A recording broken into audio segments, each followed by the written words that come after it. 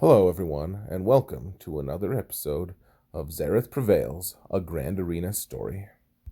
Today we'll be discussing the second round of the current Grand Arena Championships exhibition, which is our first full-length Grand Arena Championships that we're going to be playing. In the last episode, I was able to beat an opponent who on paper had a better roster than mine, but failed to execute against my roster and defenses. As is often the case in Grand Arena, after you win your first match, the second match was considerably harder than the first. My opponent holds a significant edge in the number of speed mods that they can apply all through each speed category, as you can see on the bottom left of this chart. They also hold a slight edge in total gear applied across their roster, though at this level, the amount of gear that's been applied on both sides renders his advantage somewhat negligible. It's an interesting and somewhat shocking experience to come back from dinner to see your entire defensive setup has been full cleared by your opponent. The silver lining, of course, is that my opponent failed a few of their attacks, but we'll discuss that at a later time. For now, let's focus on what my opponent had on defense and the things that I did to negate them. First Order and geared Ewoks in the first zone, and Bossk bounty hunters with Rogue One in the second zone. Neither zone posed a significant threat to me being able to clear. However, my main focus needed to be on not failing any of these attacks and to be able to leave enough firepower available to be able to clear whatever was in the back four zones. Another concern, if you've watched any of my videos, was going to be making sure that I maxed out on banners as much as possible in each of my matches. The most risk-free of my first four matches was going to be the obvious Troopers versus Ewoks match. Before a match like this, you need to do some research and make sure of two things. First, you want to make sure you have enough firepower to beat Ewok Elder before he's able to take a turn. Usually, that's really not a problem. Troopers have a lot of firepower, and with ranged trooper adding extra shots, it's not a problem. Second, you want to make sure that none of the Ewoks are faster than your troopers, which is also almost never a problem. Really, I expect results like this every single match against Ewoks, and if I don't get that result, it's a very good chance that I fail the entire attack, because troopers run out of momentum really quickly. Now we'll move on to a match that most of you will find familiar already, despite the fact that I've only really done 4 total episodes, including this one. People love to put First Order on defense, and honestly, I never get tired of seeing it, because I know that it's going to be a relatively easy 60 banners. There are always little wrinkles in these matches, however, and in this case, seeing a First Order TIE pilot was going to be an interesting addition. At least, he was interesting in the sense that you don't see him very often. I'm actually of the opinion that his brother, First Order Special Forces TIE pilot, is a better pick for this match. Not that it's an ideal one, but it's better because it has an AoE and therefore has a chance to disrupt my own banners and being able to get a perfect score.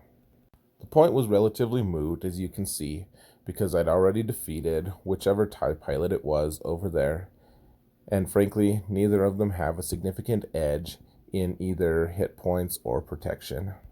At least, not one that I'm aware of. One thing I actually really like about using Rey Jedi training against the Kylos is that they take a while to defeat, which in turn gives me time to get more Illuminated Destinies from BB-8, which in turn heals my protection and allows me to get more banners in the end. To be honest, I'm getting a little bit tired of using the same old Jedi training Rey squad, and I'm excited to eventually have some more Episode 9 characters to play around with.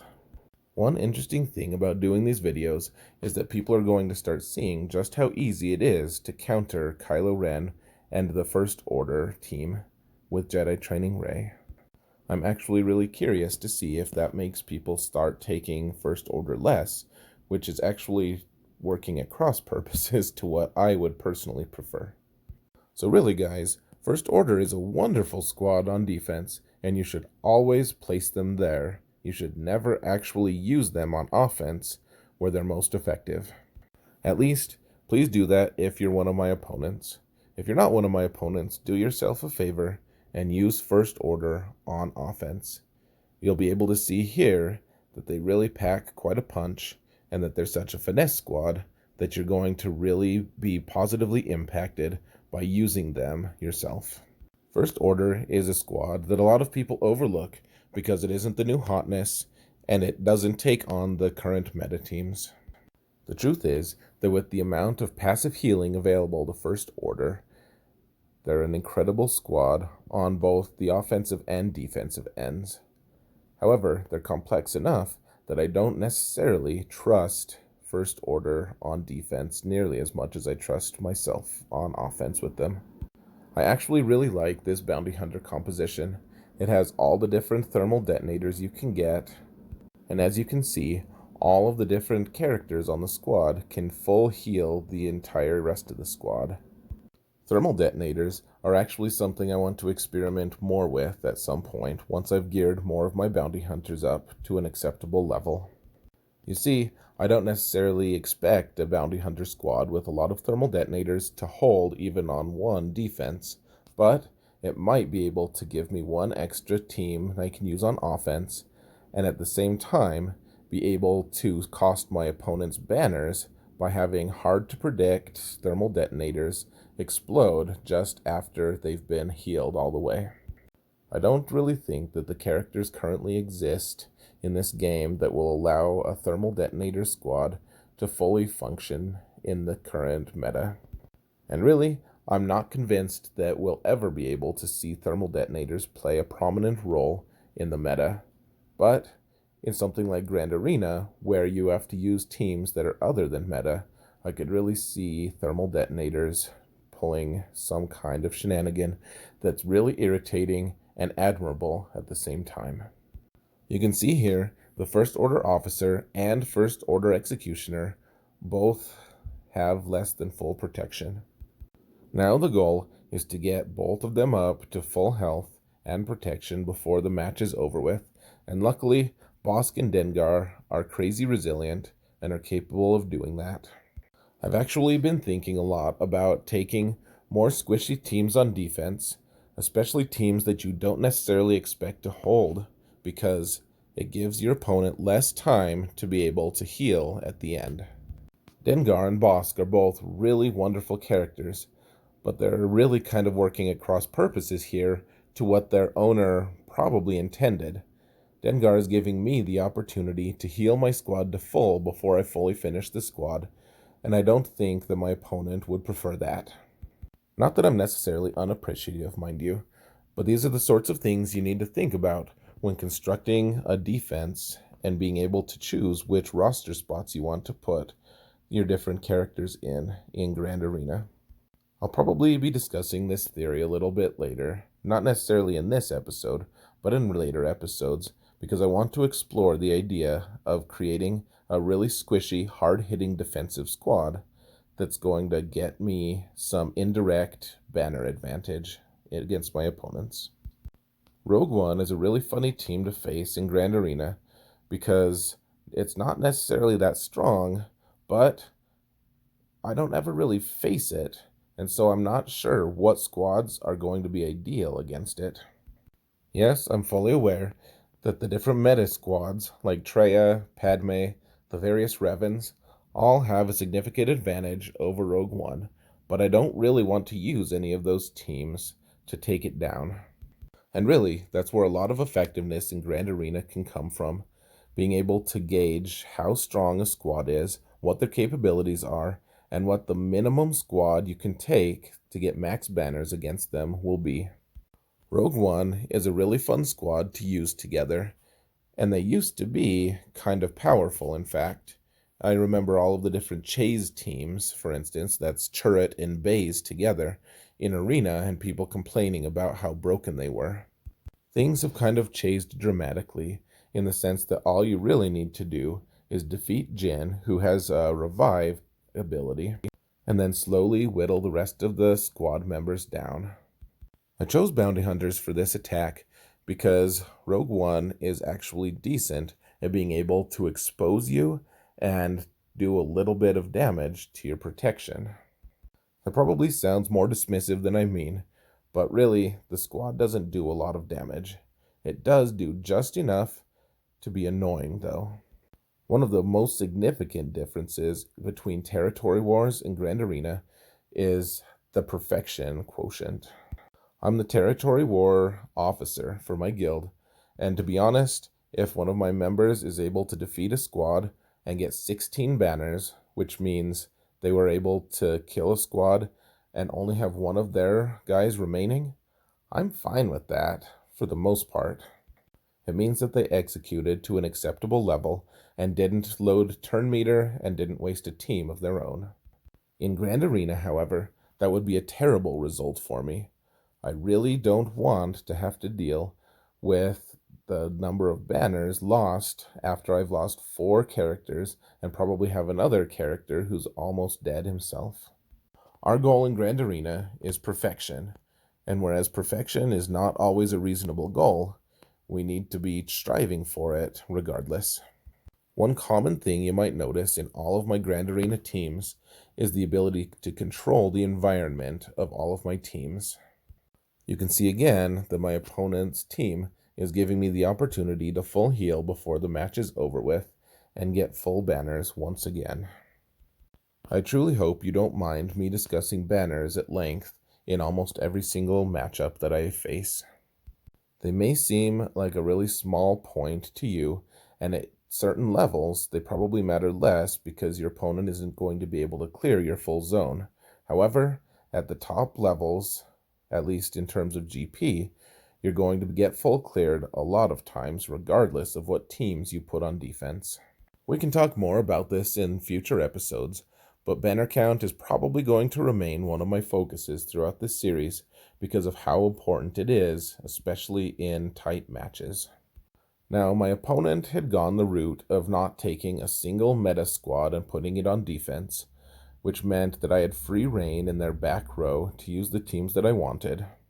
This was excellent news to me because I needed to focus on earning the feat that used undersized squads in order to gain more Grand Arena standing.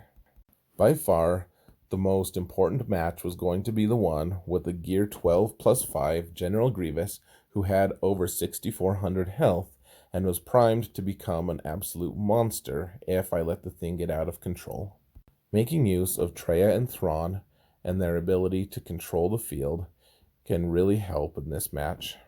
Now, I'm not actually convinced that Traya is going to be a great counter for Gear 13 Separatist droids, but for Gear 12, Traya, Sion, and Nihilus all have just enough hit points and protection to be able to survive.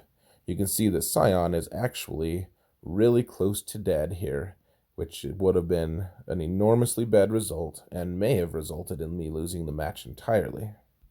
My goal here was honestly just to make sure that I was able to get an Annihilate off with Nihilus, and then once General Grievous had been defeated, I would be able to run the board against the rest of the droids. Grievous can ramp up his damage a lot, and so I'm trying to spread a lot of the hits across all the different droids in order to stop from giving Grievous extra turns to be able to ramp up his damage even more, because that's how he gets his damage, is by taking extra turns. I haven't played this match a whole lot, and you can kind of see that I'm inexperienced and don't know exactly which guys to hit at the right times. That will hopefully get better with time, but really the goal, always, is to be able to kill Grievous first before any of the other droids drops. Unfortunately, for the hapless B1, my plan didn't really come to fruition, and General Grievous had already taken one bonus turn. As we continue to see more and more Separatist droids across from us on the holotables in Grand Arena, I'm really interested to see what kind of counters people are going to start using. I don't think that Jedi Revan is a particularly good counter for General Grievous, and I'm not really sure what else is a great counter. You can see I got 52 banners there, and I was frankly lucky to even win this matchup. Other than Darth Revan and maybe Jedi Revan, I'm not sure if I have a team that can beat the General Grievous squad, even a Gear 12 General Grievous squad, though maybe Padme would work in that capacity. I haven't really tested it that much. My two findings were a little bit inconclusive, with one being a complete rout and the other one barely beating them. If you want my definition of intimidating, it's really not going to be anywhere close to Night Sisters with Talia as the 5th member. In terms of PvE, she is a really strong character, but in PvP, I know her uses, and they are few. If you want to feel good about yourself, one of the things you can do is find a Talia Night Sister squad and fight them with your Darth Revan undermanned squad. You'll get 61 banners, and you'll feel like you're probably the best player in the world, which you aren't. But you'll feel like it for a little bit at least. And that's kind of a nice feeling, I guess. Even if it's false. For teams remaining, I had Padme and Jedi Knight Revan. I had to take on a Karth squad and a semi-traditional Qi'ra squad with Nute interjected. I want to avoid spoilers for the most part, but if you watch my next episode, you'll see a really interesting Nute lead Scoundrels team, which I'm really going to give a lot of thought to because currently my own Nute is kind of just sitting there, taking up roster space and a Zeta for no real gain. I'm taking an undersized squad with Jedi Revan here, which shouldn't be a problem. We need to defeat Vandor first because he can revive all of the characters here, and then we're going to systematically wipe out the rest of the scoundrels one by one. My fellow guild member Cappage, or perhaps he pronounces it Capage, has been known to say that a Jedi Revan team is really just a motor for Grandmaster Yoda.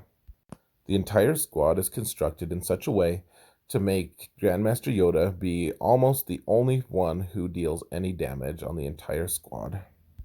Jolee may finish you off, but I'm pretty sure that it's Grandmaster Yoda who killed you. I haven't fully had time to theorycraft around extortion from Nute Gunray yet, but he's got some really interesting things going on with him, and I'm excited to see what kind of squad he ends up in the long term. For now, putting him on a Scoundrels team seems like a really fun idea, to be honest. At any rate, the combats are starting to wind down, and we're probably going to beat the squad by a significant margin.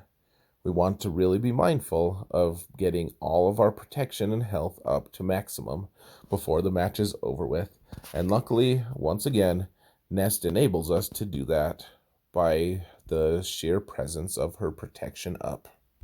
Yoda would normally call Jedi Revan here to attack because Jedi Revan is the second strongest attacker in the squad, but he called Badstila there because she had a small amount of protection missing, and she was able to recharge her protection just by making an out-of-turn attack. I wonder what's going through Nest's head right now. She's wondering why her maximum health is going down, why she can't get buffs, what even is a buff. And then she can suddenly move, but not until it's her turn, and then she's gone because her maximum health is no longer there, and for some reason she thinks in terms of maximum health about herself.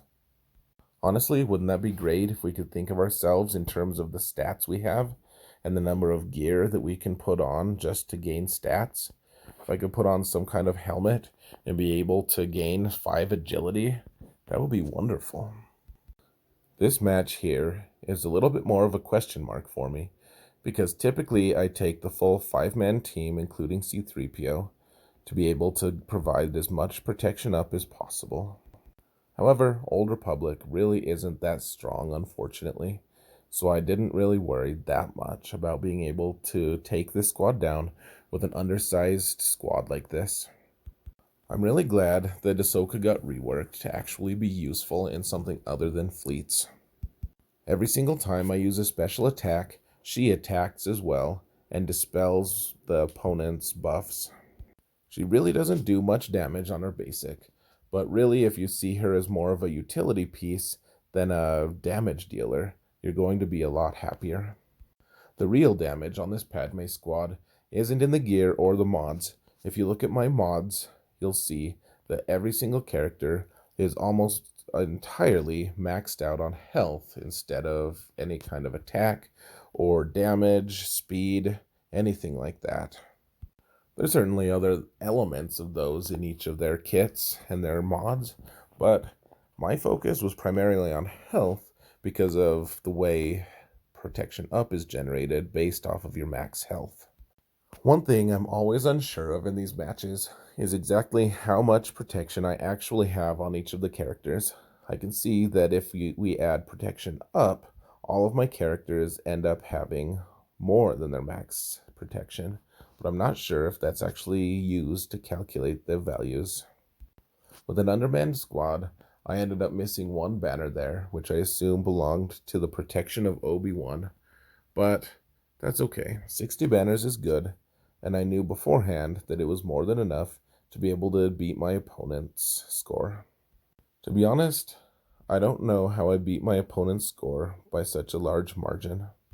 I won by around 100 banners, which means about 5 failed attacks for my opponent, give or take.